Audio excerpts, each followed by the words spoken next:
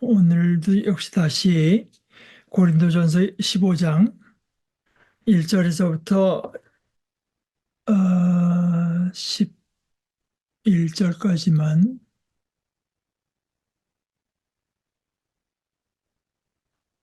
읽어보겠습니다. 형제자매 여러분, 내가 여러분에게 좋은 소식으로 전했던 복음을 여러분에게 환기시켜 드립니다. 그 복음을 여러분도 전해받았으며 그 복음 안에 여러분도 서 계십니다.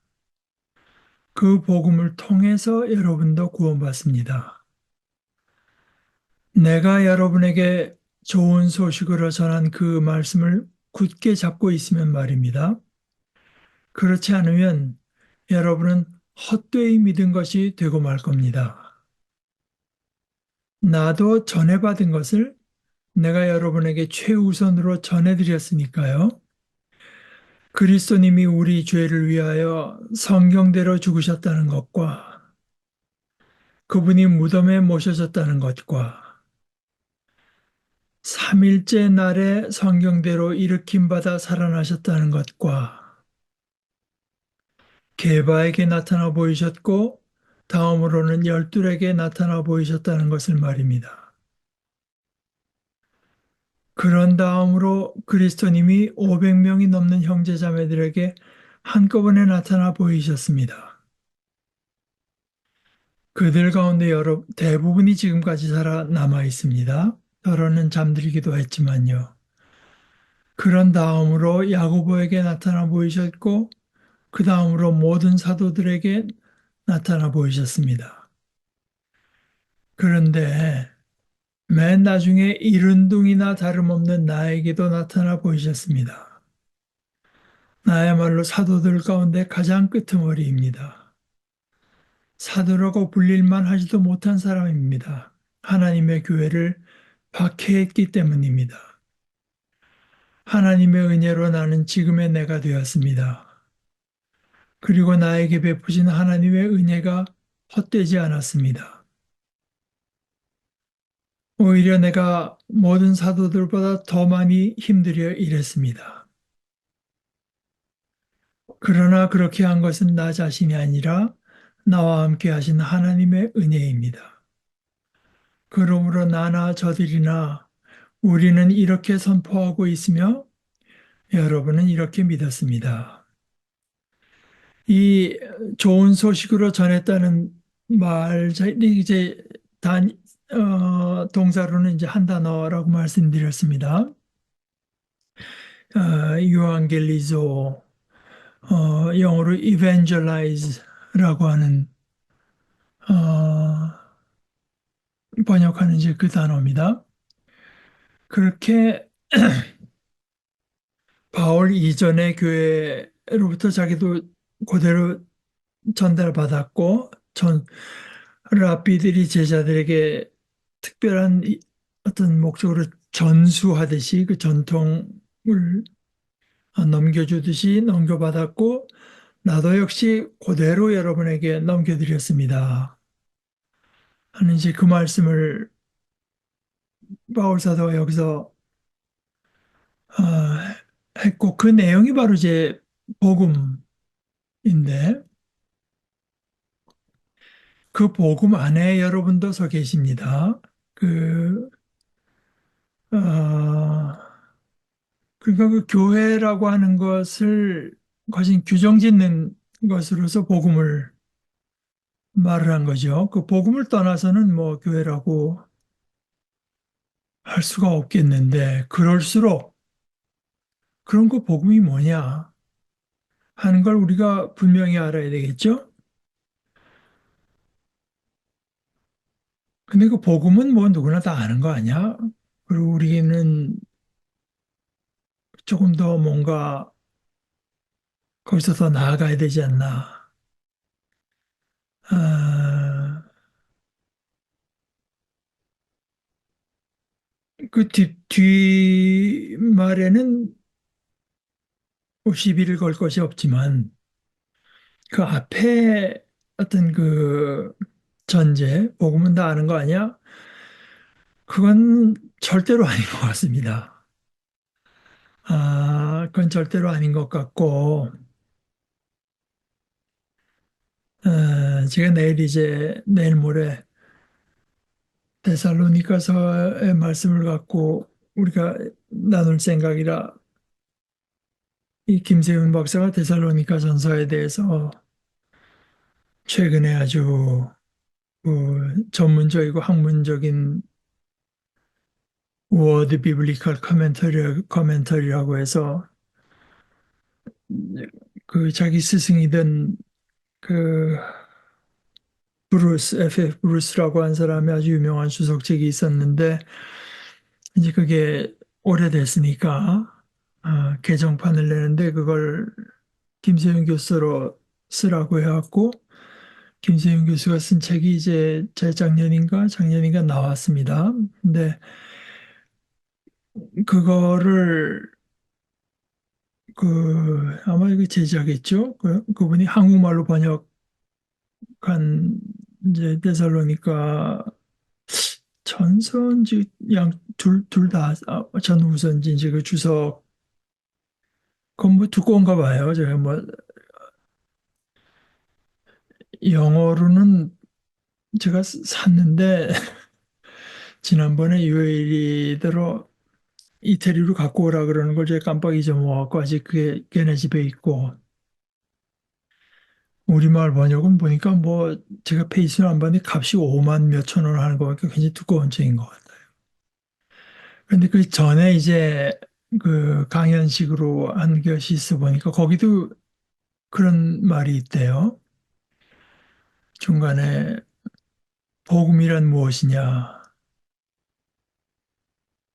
이런 중요한 문제를 갖고 우리가 신학적인 토론을 하고, 그래야 될 판에 그 뭐, 말도 안 되는 것들을 가지고 핏대로 올려가면서 서로 간에 이제, 아, 싸우고 있다. 이제 그분의 주장은 이 역사적 신앙 고백, 사실은 오늘 여기서 바울 사도가 말하는 이 복음의 내용, 이것이 어, 가장 그 근본적인 의미에서 교회의 신앙 고백이다 이겁니다. 그러니까 교회가 지난 2000년 동안에 많은 신앙 고백을 했습니다. 개인으로도 했지만 단체로서도 이제 많이 했는데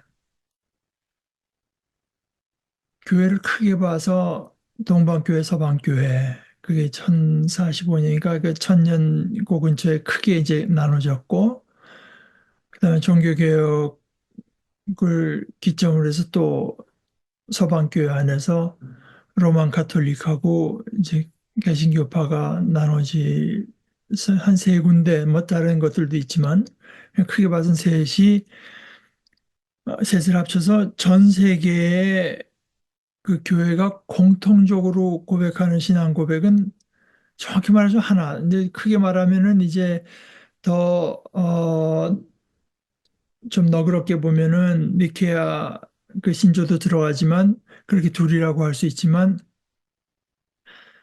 진정으로 이제 모든 교회가 받아들이고 고백하는 내용은 사도신경 그 하나밖에 없는데 그거는 이제 사도들이 만든 고백서가 아니라 사도들의 이제 그 신앙의 줄거리, 신앙의 그 요체를 이제 말한다고 해서 사도신경인데요. 그러나 그거는 뭐 200년 후에 이제 시작된 것이고 진정으로 교회가 오리지널하게 받아들일 신앙 고백은 바로 이제 오늘 우리가 고린도서에서 보게 되는 이 내용입니다. 그러니까 이 역사적 신앙 고백으로서도 아, 그 교회가 역사적으로 이런 내용으로 고백해 왔다. 그러니까 이 역사적 신앙 고백에 든든히 서면서 신학적 성숙을 기해야 된다. 이제 이것이 김세윤 교수가 아주 계속 강조하는 건데, 그 신학적인 성숙, 뭐 발전 이런 걸 말을 하면서 역사적인 신앙 고백을 소홀히 하는 것, 이것은 이제 곤란하고, 또 역사적 신앙 고백이라고 하면서 그것이 진정으로 무슨 뜻이고, 오늘날의 교회는 그것의 연속성 속에서 어떤 우리 나름의 이제 신앙을 고백할 것인가, 받아들일 것인가 하는 그 신학적인 그, 어, 성숙함, 심화됨, 이것이 없어도 이제 곤란하다. 근데 두 번째, 이것이 진정으로 무엇을 말을 하는가 하는 것에 대한 깊은 토론이 없으면은, 논의가 없으면 사실은 그 말로만 해가지고는 아주 그 빈말이 되기가 쉽죠. 그래서, 오늘 그 3절서부터 시작되는 사실 네 가지인데요. 이 네 가지를 우리가 철저하게 이해하고, 어, 간직하고, 또 곱씹고 하는 것이 굉장히 중요합니다.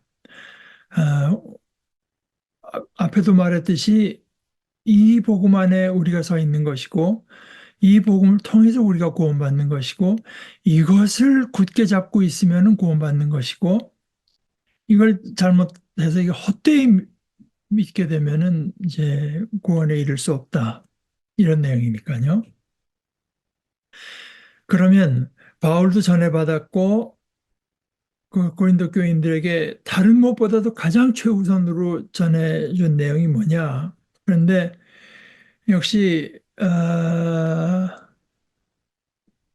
그동안에 이제 한국말로 번역된 데 대한 이건 좀 이렇게 부족한 데가 있지 않나 하는 어떤 그 논의들을 살려서 새 한글 성경은 이렇게 번역한 것 같은데, 그래서 어떻게 됐다는 것, 어떻게 됐다는 것, 어떻게 됐다는 것, 이제 이런 식으로 표현을 했는데, 영어로 말하면은, 영어는 이제 그렇게 되어 있습니다. 이렇게 that을 이제 네 개를 써서, 왜냐하면 그 원어에 호티라고 하는 that에 해당하는 이제 그 접속사겠죠? 그걸 써서 네 개의 호티를 써가지고 이제 말을 했기 때문입니다. 그러니까 독일어로는 이제 다스가 되겠죠. 다스. 영어로는 that. 근데 이제 우리말은 그렇게 언어 구조가 다르니까 첫째는 그리스도님이 우리 죄를 위하여 성경대로 죽으셨다는 것. That Christ died for our sins, as the scripture says. 그러니까 성경대로 죽으셨다는데 우리 죄를 위해 죽으셨다는 그것. 둘째는 그분이 무덤에 모셔졌다는 것. 그 다음에는 3일째 날에 성경대로 일으킴 받아 살아나셨다는 것. 그 다음에 5절은 그 다음에 게바에게 나타나 보이셨고 다음으로 열둘에게 나타나 보이셨다는 것. 이제 그겁니다. 3절 뒷부분부터 5절까지. 이게 이제 복음입니다. 이게 복음이 뭐냐 하면 이거 말하면 돼요. 그런데 이 문장 구조를 살펴보면, 어, 처음에 그리스도께서 우리 죄를 위해서 죽으셨다는 데는 성경대로 죽으셨다고 하는 말이 있고요. 그 다음에 4절에 무덤에 모셔졌다는 말은 졌다는 데는 성경대로 모셔졌다는 성경대로라는 말이 없습니다. 그리고 세 번째 날에, 3일째 날에 성경대로 일으킴을 받아서 살아나셨다는 것. 여기도 이제 성경대로 말했는데, 그 다음에 5절은 또 게바에게 나타나 보이시고, 게바는 베드로죠. 게바에게 나타나 보이시고, 다음으로는 열둘에게 나타나 보이셨다는 것.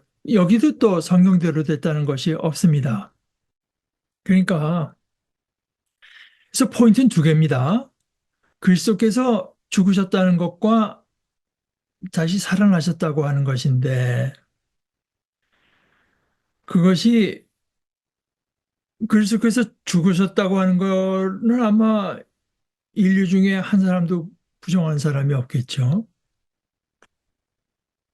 다만 이것이 복음이 되는 거는 그것이 성경이 이제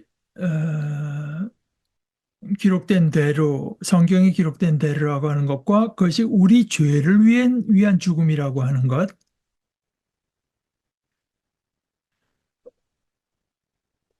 것이고 그다음에 4절에서 그분이 무덤에 모셔졌다는 것 이것은 확실히 죽었다는 뜻입니다. 뭐 다른 게 아니라 아 그러니까 그 3절을 좀 더 보충하는 거라고 할 수 있습니다. 4절은요.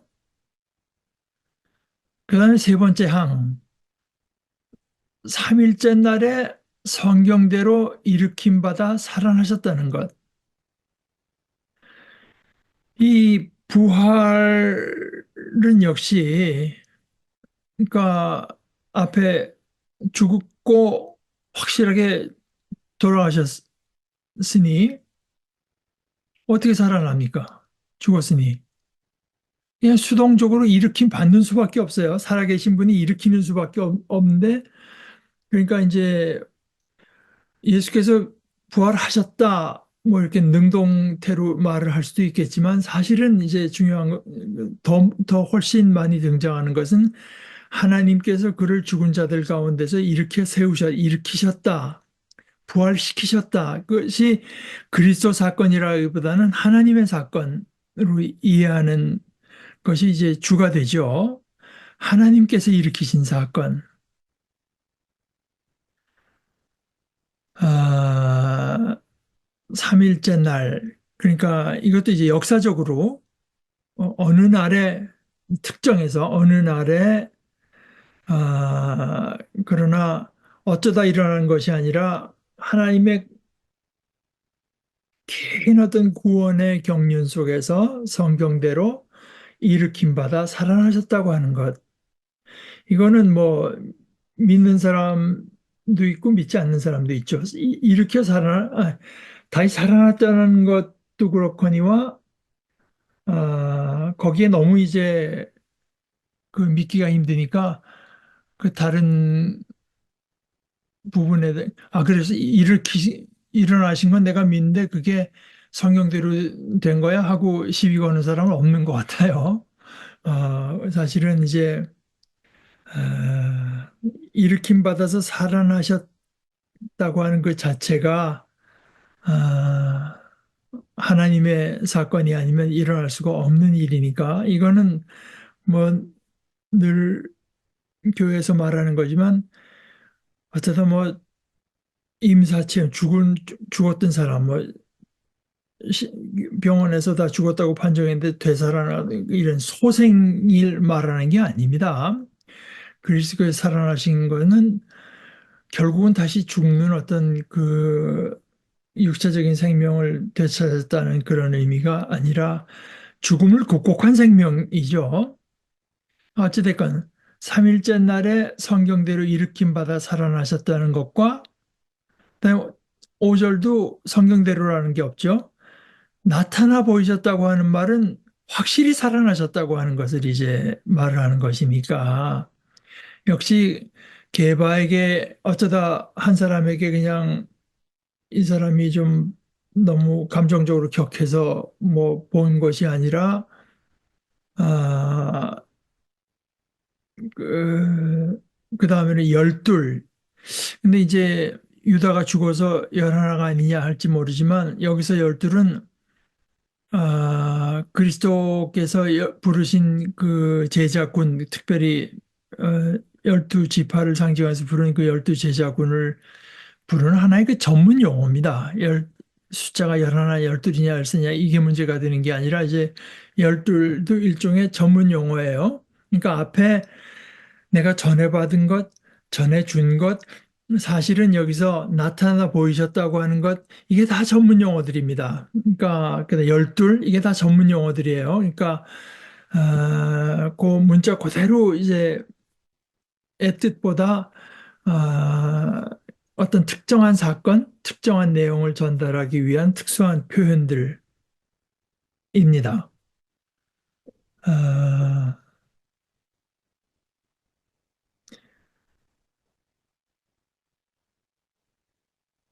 그래서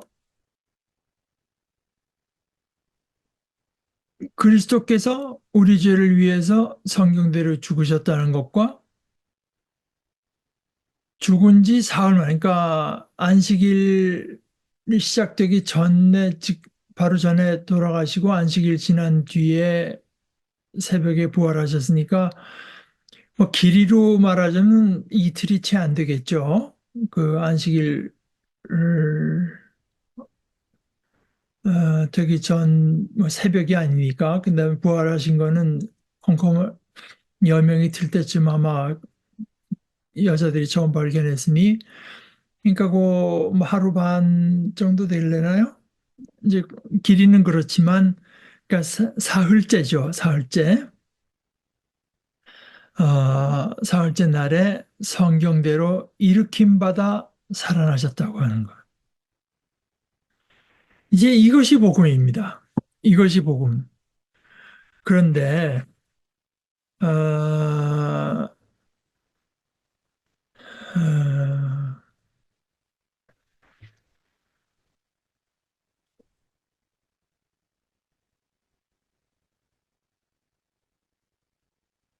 이 중에서도 주가 되는 사건은, 그러니까 그리스도의 십자가에 죽으신 것과 부활하신 것 중에 실제로 우리를 구원하신 사건은 십자가에 죽으신 사건입니다. 어, 그리스도께서 십자가에 돌아가셔서 우리 죄를 위해서요. 그냥 그게 돌아가신 게 헛되이 돌아가신 게 아니면 돌아가신 것으로 우리 죄가 해결됐어야 되잖아요. 그러니까 우리가 더 이상 여기서 어,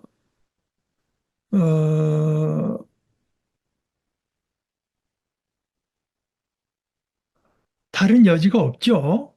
그리스도께서 그냥 실패한 죽음으로 그냥 헛되이 돌아가셨든가, 그냥 어쩌다가 우연히 겹쳐 돌아가셨든가, 아니면은 그게 아니라면 우리의 죄는 해결된 걸로 봐야 되죠.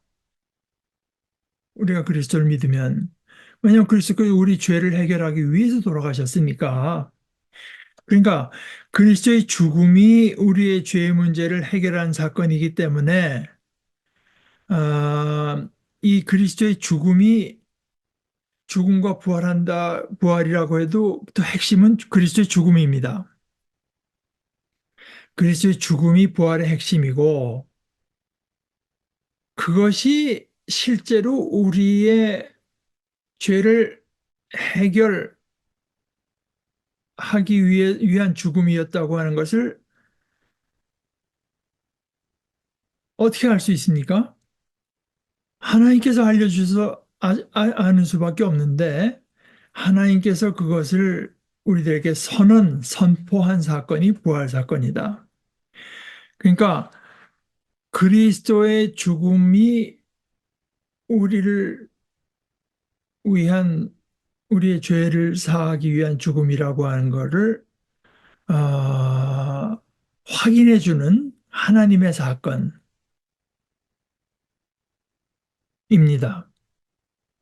그래서 복음을 말할 때 십자가에 죽고 부활하신 그리스도를 말을 할 때도 있지만, 더 줄여서 말할 때는 십자가에 돌아가신 그리스도 이렇게만 말을 하기도 하는. 그러니까 다른 건 죽음 없이 부활하신 그리스도만 말을 하는 경우는, 바울의 경우는 뭐 없다고 할 수 있고, 죽음과 부활로 그 복음의 내용이 되지만, 그걸 더 이제 줄여서 말할 때는 아, 그 복음이라고 하는 것을 그리스도께서 우리 죄를 위해서 죽었다. 예를 들어서 갈라디아서 2장 20 그거 아니겠습니까? 내가 이제 육체 가운데 사는 것은 나를 사랑하사 나를 위하여 자기 몸을 버리신 하나님의 아들을 믿는 믿음을 뭐 죽고 부활하신 하나님의 아들을 믿는다. 이제 이렇게 말을 하지 않고요. 아, 그러니까 복음이라고 하는 것은 그 그리스도께서 우리 또는 우리 죄를 위해서 돌아가셨다는 한마디로 복음을 더 요약하는 건 하는 거죠. 이런 것을 이제 서로 간에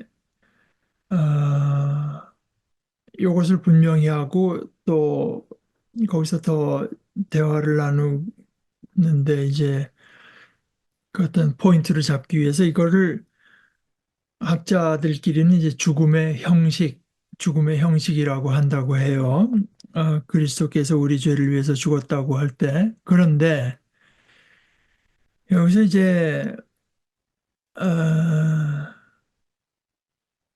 김세윤 교수도 말을 하고 한번 우리가 생각해 봐야 될 게 우리가 예수님을 예수라고도 부르고 어떤 때는 나사렛 예수라고도 부르고 주님이라고도 부르고 뭐 살아계신 하나님의 아드님이라고도 부르고 하나의 말씀이라고도 부를 수 있지만 이게 이제 어느 때 기분 내키는 대로 그냥 주님이라고 부르고 어떤 때는 뭐 그 아드님이라고 부르고 그러는 사람도 많이 있죠.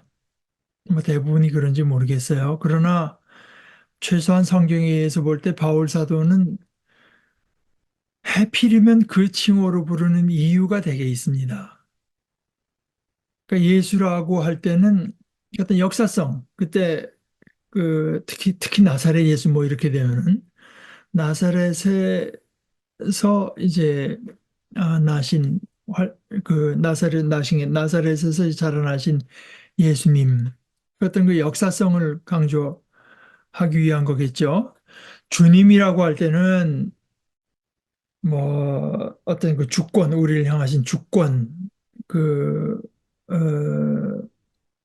그 authority, 그 권위, 이제 이런 그 내용을 말할 때 주로 주님이라는 표현을 많이 쓰는데 여기는 이제 오늘 이 복음의 내용으로 와서는 그리스도라고 예수 그리스도라고도 안 하고 여기서 그냥 그리스도라고만 말을 했는데 이걸 한번 생각해 볼 필요가 있습니다.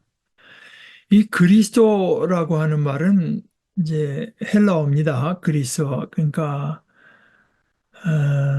이것은 하나의 번역어죠. 그러니까 이스라엘 사람들이 메시아 아, 라고 부르는 말을 번역한 게 이제 크리스토스. 그래서 그 본래 말 뜻은 어, 기름 부음을 받은 자, 기름 부음을 받은 자. 이제 그 히브리어로 된 구약 성경은 그렇게 되어 있는데 알렉산더가 세상을 이제 통일하고 그때 헬라어가 쫙 퍼지고 그래서 헬라어로 번역하는 것이 필요해졌을 때 그 메시아라고 하는 거를 헬라어로 번역한 성경에서 크리스토스라고 이제 번역한 거죠. 네, 그러니까 크리스토스라고 하는 말의 본래 뜻도 기름 부음 받은 사람을 말하는 거예요. 그럼 기름을 왜 붓나? 머리에 기름을 부어가지고 하나님께서 그를 자신의 종으로 삼으시는 것입니다. 머리에 기름을 부어서요. 아, 그러니까 하나님께서 머리에 기름을 부으면 뭐 그냥 흘러내리겠죠. 수염을 통해서 뭐 이 옷에도 젖고 스며들고 이렇게 흘러내리지 않겠습니까? 이제 아주 참 뭔가 특별한 그 경험이 되겠죠. 또 여럿이 보기에도 그렇고요. 그렇기 때문에 이것이 하나님의 종으로 삼는 건 예를 들어서 어떤 사람을 종으로 삼았느냐? 뭐 왕, 또 제사장, 또 선지자. 제사장이라는 건 그야말로 그 성전이나 또 이런 데서 그 제사 지내는 사람들이고 선지자는 하나님께서 하나의 말씀을 이제 대변하라고 세운 그 직책이니까요. 그러니까 그 세 직책이 구약으로 말하자면 왕이고 제사장이고 선지자입니다.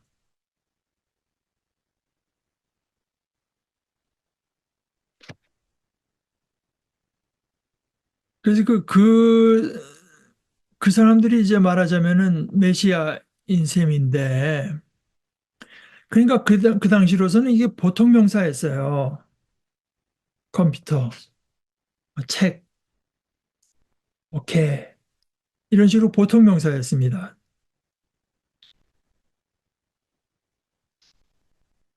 그래서 심지어, 이스라엘이 이제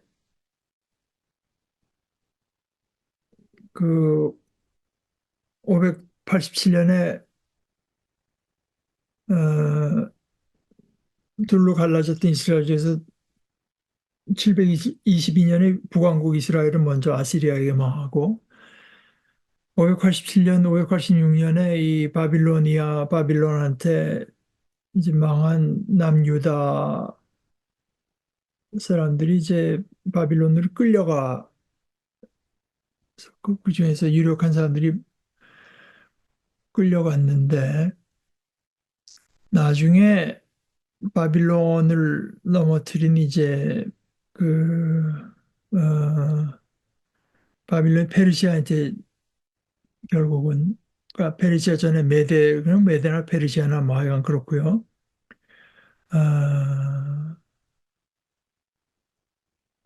그다음에 페르시아도 결국은 알렉산더 이 그리스한테 망하게 되는데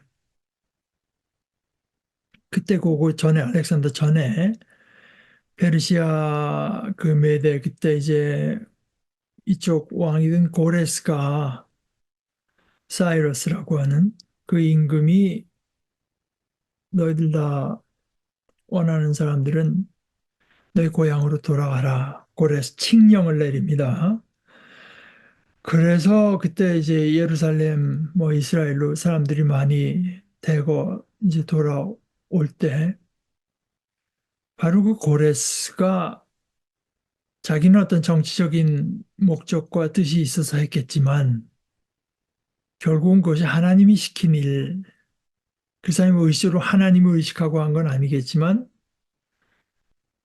그러나 그런 식으로라도 하나님께서 하시는 일을 이제 맡아서 자기가 부지 중에 말하자면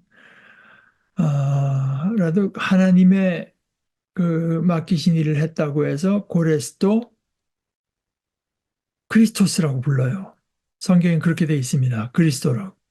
그러니까 이게 이제 그건 단적으로 뭘 말하냐면은 그 메시아 그리스도라고 하는 것이 그 하나님께서 특별한 그 직책을 맡기신 사람이라고 하는 하나의 그 보통 명사이기 때문에 이제 그렇게 하는 거죠. 그랬는데 원래는 그랬습니다. 원래는 그런 뜻을 가진 보통 명사였었는데 이게 이제 시간이 오래 가면서 차차 유대인들이 그 메시아라고 하는 데 대한 어떤 그 기대가 좀 달라집니다. 메시아가 결국 언젠가 가서 하나님께서 보내시는 진짜 메시아, 이 영어로 그럴 때 미국 사람들은 강조할 때 the라고 부르는데 메시아, the가 온다. 이거는 어, 그 사람들이 이제 기대했던 메시아의 역할은 메시아가 하실 일은 두 가지인데요. 첫째는 자기들이 언제나 그 이집트건 뭐 아수르건 바빌론이건 로마건 이런 식으로 이방 민족에게 괴로움을 당하고 복속을 억압을 당하고 있는데 거기서부터 해방시켜줄 어떤 그 다윗이 있을 때 이제 나라가 상당히 평안했기 때문에 독립적인 지위를 누리고 그래서 그 다윗의 씨의 역할을 해줄 말하자면 정치적인 의미에서의 그 해방을 우리에 가져다 줄 인물로서 또 하나는 그건 다윗 계통 또 하나는 아론 제사장 계열의 아론의 후예로서 이게 이렇게 뭐 자꾸 이렇게 일그러진 제사, 부족한 제사를 우리가 이런 식으로 드리게 되는데 성전도 자꾸 무너지고 근데 이제 올바른 성전의 제사를 드리게 될 진짜 대제사, 진짜 제, 여태까지의 그 대제사장들이 그 가리키던 어떤 진짜 대제사장으로서의 메시아. 그러니까 그 메시아가 이제 정치적이요 어떤 신앙적인 의미에서의 메시아가 온다. 이런 이것은 그때는 이제 역사가 완성되는 때입니다. 그러니까 이런 종말론적 소망, 드디어 이제 이게 어떤 완성되는 어떤 그 종말론적 소망의 을 가지고 그 맥락에서 메시아라고 하는 것은 마지막 때 온전한 구원자를 지칭하는 칭호며 또한 고유명사가 됐다. 이제 이런 설명입니다. 보통 명사였는데 고유명사가 됐다. 그러니까 예수 그리스도라고 할 때 예수 그리스도라고 하는 말의 본래 어원적인 뜻이야 물론 기름 부음을 받은 자지만 사실 예수 그리스도라고 할 때 그때 그리스도는 단순히 그런 보통 명사뿐은 아니고 마치 예수님의 다른 이름과 같은 아, 아, 예수님의 이름은 물론 아닙니다만은 그런 어떤 이제는 이제 그 C를 대문자로 써서 어, Jesus Christ 예수 그리스도 그리스도 예수 할 때 이제 그리스도 즉 그런 의미에서 지금 여기서 이제 바울 사도가 그리스도께서 우리 죄를 위하여 성경대로 죽으셨다고 하는 것. 그걸 성경이 계속 이제 어, 말을 했고 그리스도가 계속 죽음에 붙들려 있지 않고 영원한 그 어, 생명, 영원히 살아계신 분으로서 이제 어,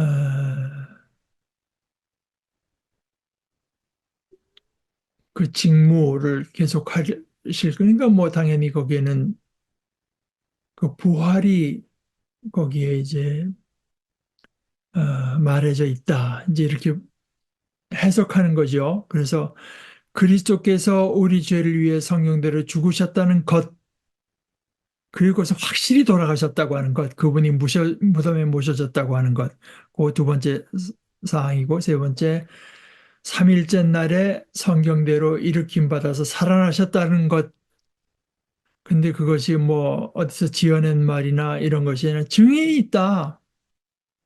증인이 있다. 보여줬다. 그 부활의 사건이라고 하는 거는 단순히 어떤 상상이나 뭐 이런 환상이나 이런 데서 이제 그 일어난 사건이 아니라 우리 육신의 눈으로 볼 수 있는 사건으로 이제 일어났다고 하는 것. 그것도 한 명이 아니라 게바에게 나타나셨고 다음에 열둘에게 나타나 보이셨다는 것. 그러나 이제 여기서 복음을 다시 한번 확실하게 말을 하고 나서 이어서 이제 그, 그 복음의 절대적인 요소로서 그 부활이라고 하는 건 복음의 이런 빠질 수 없는 것인데 부활에 대해서 고린도 교회에 이제 좀 헷갈리는 것이 있었기 때문에 거기에 대해서 주로 말하려고 하는 것이니까 이제 부활에 대해서는 더 그리고 또 뭐 죽음에 대해서는 뭐 증언이나 이런 게 필요 뭐 부인하는 사람이 없으니까요. 그런 다음에 게바에게 나타나 보이시고 다음에는 열둘에게 나타나 보이시고 그런 다음에 500명이 넘는 형제 자매들에게 한꺼번에 나타나 보이셨는데 그들 가운데 대부분이 지금 고린도 내가 편지를 보낸 지금까지 다 대개 다 살아남아 있고 불과 뭐 길어봐야 30년 전 내 일이니까 그 사이에 더러는 죽은 사람들도 있지만 대개 살아 있고 아마 야고보에게는 그 다음으로 보이신 것 같아요. 그 다음에는 이제 모든 사도, 여기서 사도는 12사도뿐이 아니라 그리스도의 죽음을 이렇게 목격하고 나중에 어떤 사명을 주셔서 내보내신 사람들을 이제 다 가리키는 말씀이라고 할 수 있죠.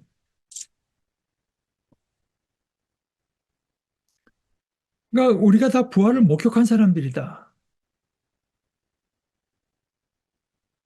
자기도 8절에 맨 나중에 바울 사도 이후로는 이제 없었던 것 같아요.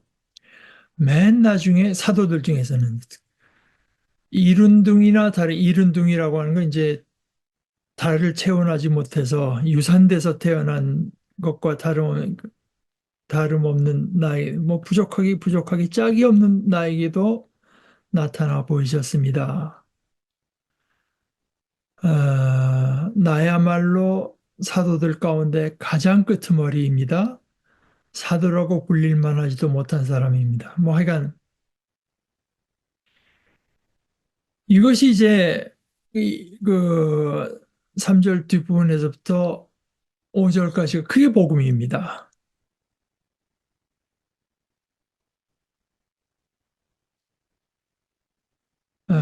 제가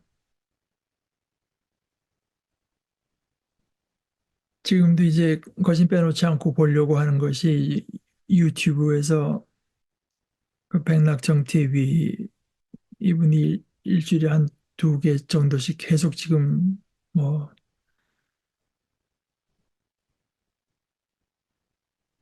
올리고 계신 중에 이제 종교 중에서도 뭐 기독교에 대한 것도 상당히 많이 하셨어요.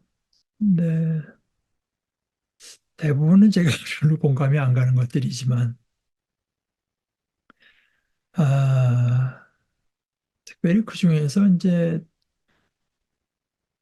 어, 책 이름을 제가 예수가 죽어야 뭐가 산다고 했나? 하여간 그 비교 종교학자라고 하는 오강남 교수라고 하는 분하고 이제 이야기한 편도 있습니다. 근데 오강남 교수 같은 분은 종교를 비교하는 비교 종교학을 전공했다고 하면서 어, 기독교 신앙이 이제 더 말하자면 성숙한 데 나아가야 된다. 이제 그런 주장을 많이 하는 분이죠.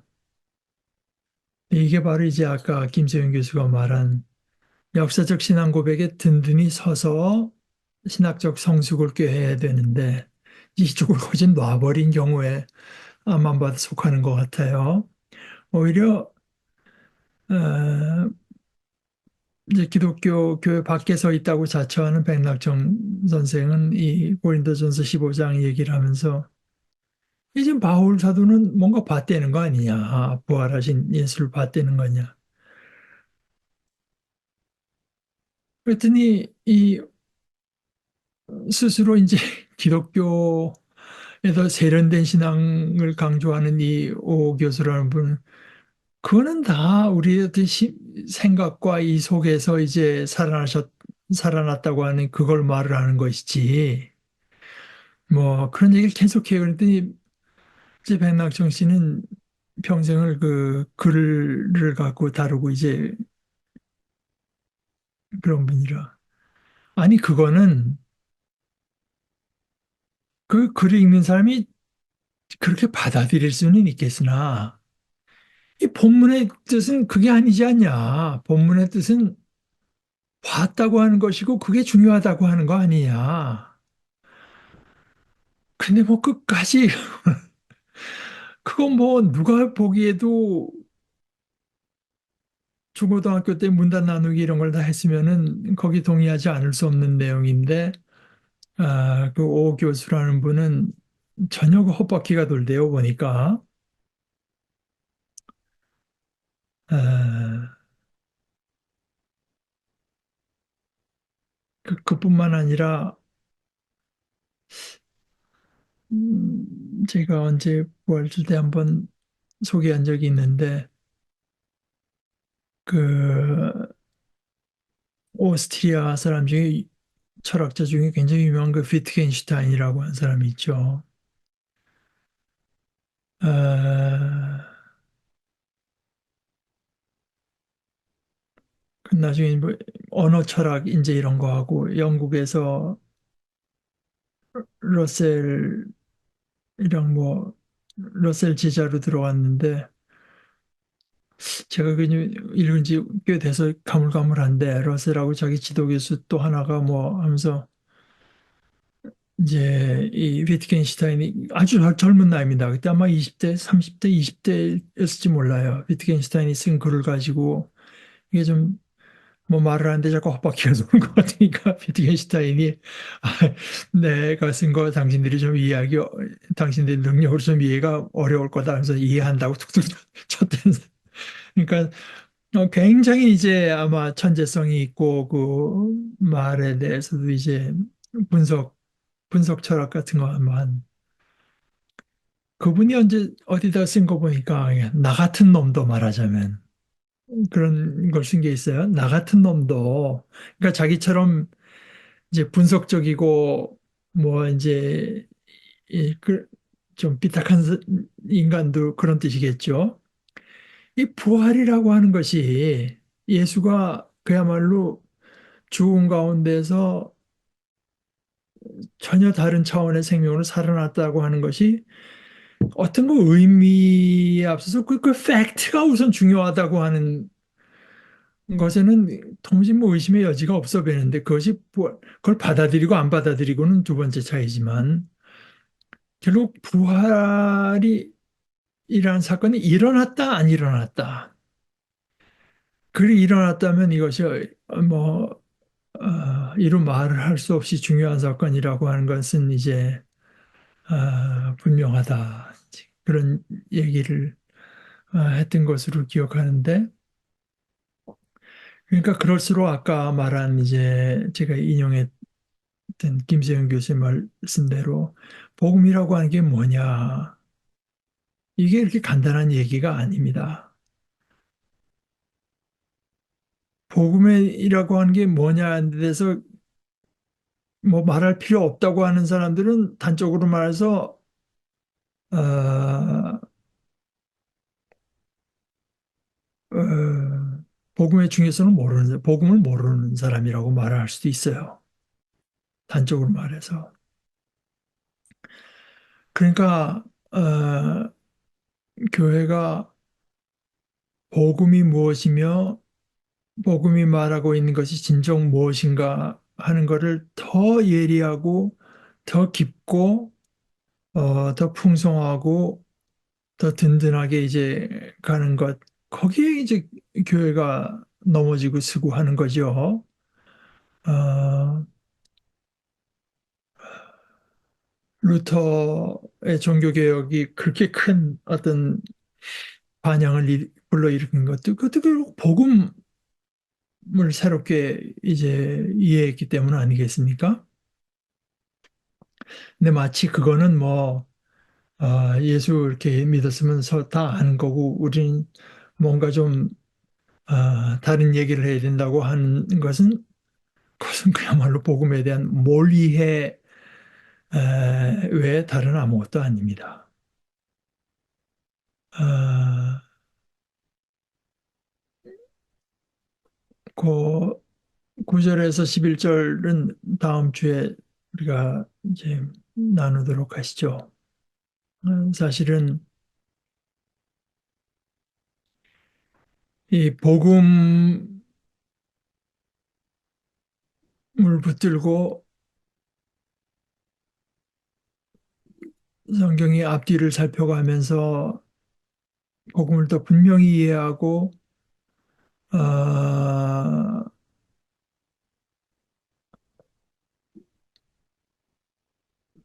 더 이제 밝게 어, 이해하는 이 과정, 불행한 얘기지만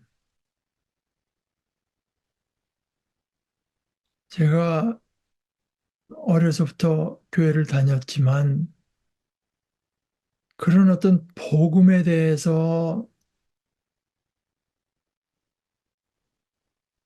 어, 더 깊이 아, 이해하는 태도를 보여준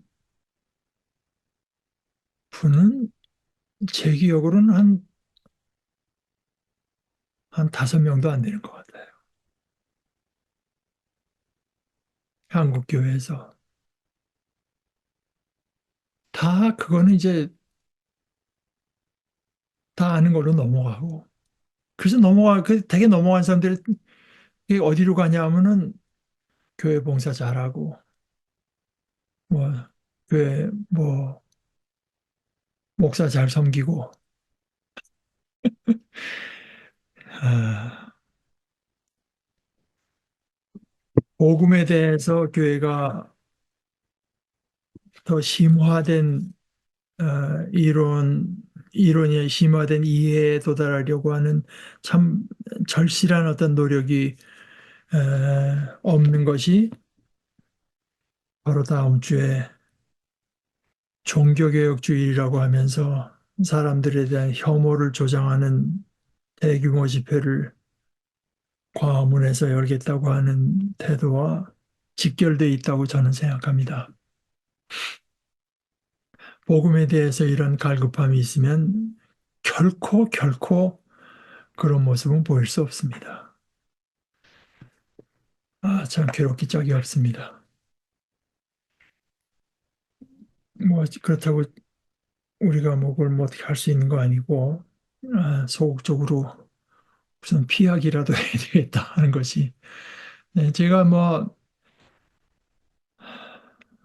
여러분께 전에 한번 말씀드렸지만 루터가 자기 목숨을 걸고 그 권력자들 앞에서 Here I stand. 나는 내 입장이 이렇습니다. 나는 여기 서 있습니다. 나는 어떻게 다르게 할 수 없습니다. 주여 나를 도우소서라고 고백했다고 전해지는 그 포rum스라고 하는 도시 거기에 이제 교회 그때가 이제 제가 일부러 종교개혁 그때 맞춰서 갔으니 그때 나는 그 종교개혁에 대한 뭐를 한참 할 줄 알았더니 대부분의 교회가 그렇지가 않고 종교개혁을 하면서 아마 그분들은 결국은 그 종교개혁의 포인트가 루터가 이제 들고 일어난 1517년 할로윈 때 이제 한 것이 그 면벌부, 면죄부나 죄는 졌지만 그 벌을 멸하게 면벌부에 대한 것이었고 그 면벌부는 결국은 돈의 유혹 때문이었다고 봤던 것 같고, 아, 돈이, 그 돈의 유혹,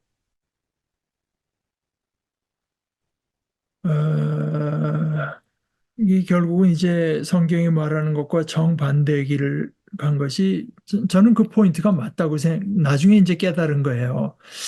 이게 맞다 생각한 것이 구약 성경에서 누차 강조하는 것처럼 고아와 과부, 외국인 노동자들 그 억울한 일들을 살피고 사랑한다고 하는 것, 아, 그 돈에 대한 탐욕은 그것과 정반대, 그들을 억누르는 게 그 돈 때문에 억누르는 거니까요.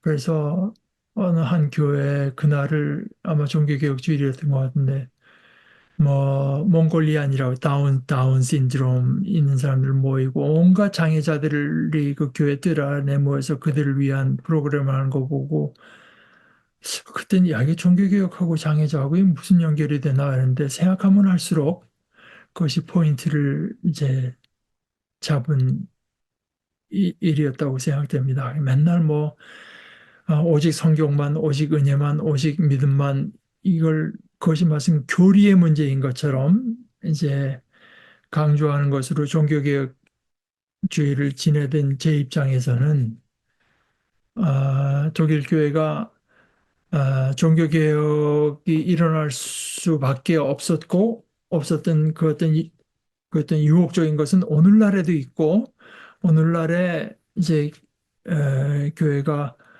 그 가질 태도라고 하는 것이 그렇게 에, 그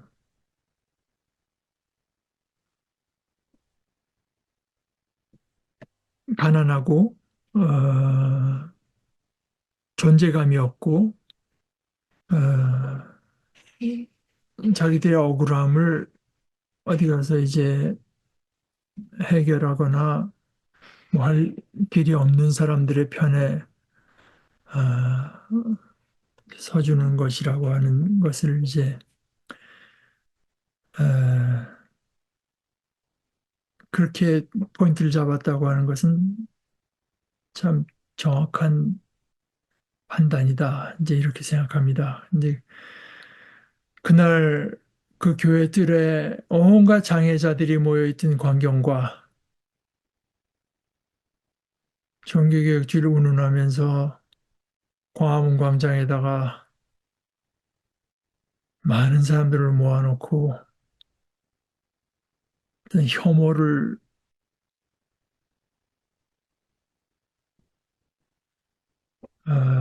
북돋우겠다고 하는 것은 좀 너무나 이제 한쪽은 종교개혁주의를 맞아서 이쪽으로 한 게 맞다 하는 반면에 우리 이 땅의 현실을 생각하면 종교개혁이 정말 필요하긴 필요하구나 하는 절실한 느낌을 이제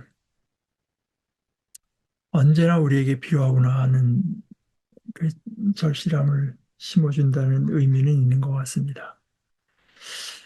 자, 그럼 우리 오늘 같이 기도하고 마치고 주일날은 한 시간 일찍 모이는데 어저께 안유국은 주일날 오겠다고는 했는데 그게 이제 잘 돼서 올 수 있으면 좋겠습니다. 그래서 올해는 제가 고구마 안 한다는 얘기를 확실하게 했고 그러나 네가 와서 뭐 붕어빵 같은 거 하는 거 좀 옆에 잔소리해도 된다. 그렇게 얘기했는데 모든 게 다 순조로워서 병원 측에서도 동의해서 나올 수 있고 얼굴을 좀 보면 좋겠어요. 그 사람한테는 지금 제가 보기엔 뭐 가장 도움이 되는 게 여러 사람을 자꾸 이렇게 접하는 것 이상이 없는 것 같으니까요. 자, 그럼 우리 같이 기도하고 마치십시다. 하나님 아버지, 저희들에게 아무런 참 소망이라고 부를 만한 아무런 진짜 소망이 없을 때 하나님께서는 저희는 고작 그런 것을 위해서 지어진 존재가 아니라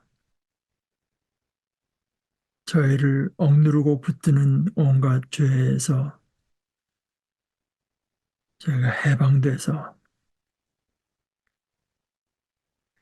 참 하나님의 자녀가 되어 우리 예수님과 같은 삶을 또 예수님과 같은 모습을 얻어서 예수님과 같은 삶을